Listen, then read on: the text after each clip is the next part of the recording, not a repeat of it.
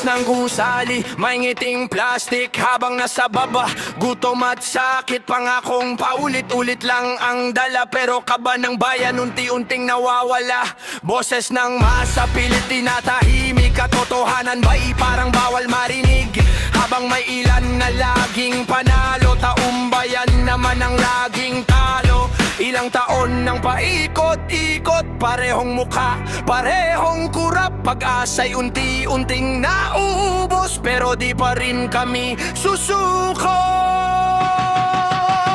Bulag-bulagan sa sigaw ng bayan, parang walang naririnig kailanman. Bayaang tulong, milyon ang nakaw, sino bang tunay na may kasalanan? Pagod na ang tao sa kasinungalingan, pagbabago'y laging napapakulang. Pero balang araw, gigising din ng tinig ng bayan, di mapipigil.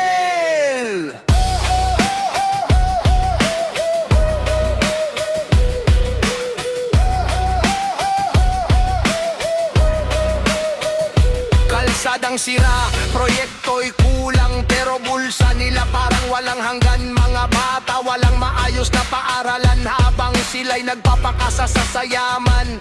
Di natakot ang kabataan magsalita, kahit pilit kaming patahimikin nila. Dahil ang bayan ay hindi negosyo, at ang serbisyo'y di dapat pribilehiyo. Kapag ang masa ay tuluyang tumindig,